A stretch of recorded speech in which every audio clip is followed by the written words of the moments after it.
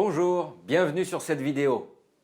Mon nom est Stéphane Radoïkov, je travaille comme médecin psychiatre. J'ai été invité à partager avec vous mon expérience sur l'utilité potentielle des techniques d'hypnose clinique. J'utiliserai 5 items. Le premier item, c'est l'histoire.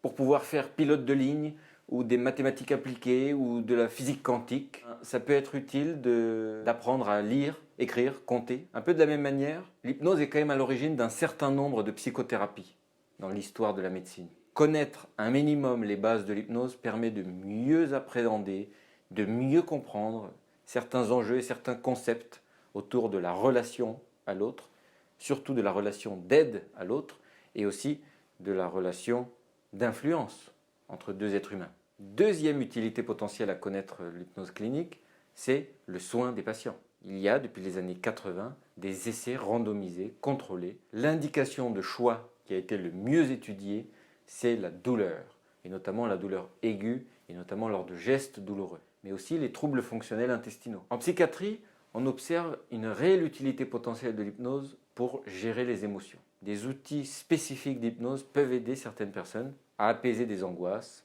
ou une sensation d'agitation interne, ou à l'inverse, les aider aussi à remettre un peu d'émotion et donc de mouvement, là où parfois c'est un petit peu éteint.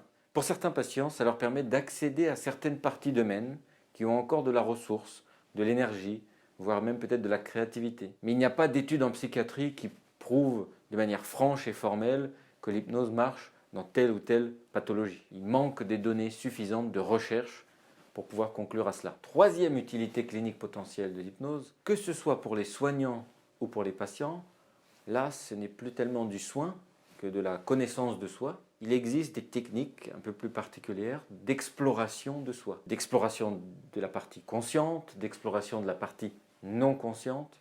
Cette exploration de soi peut être parfois tout à fait utile pour mieux comprendre certaines de ses réactions, certaines de ses croyances, certains de ses comportements, et notamment vis-à-vis des autres. Quatrième utilité potentielle que je pourrais vous citer, c'est la composante de bien-être des soignants. C'est arrivé un certain nombre de fois que des gens puissent évoquer, pendant la formation en hypnose, avoir réussi, pour les professionnels de santé, je dis bien, à vivre un certain confort personnel dans leurs propres ressentis, dans leurs propres émotions, et aussi dans leur confort au travail. Ce qui est potentiellement intéressant, notamment avec des techniques d'auto-hypnose, parce que ça pourrait promouvoir la santé psychique, le bien-être des soignants.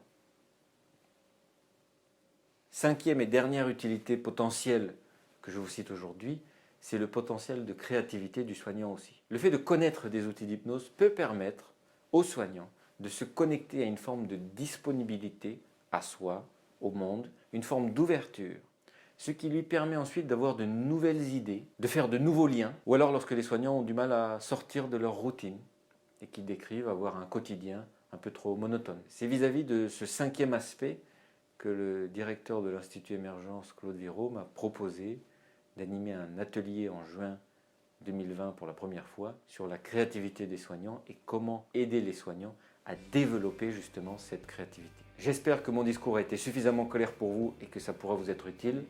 Au revoir!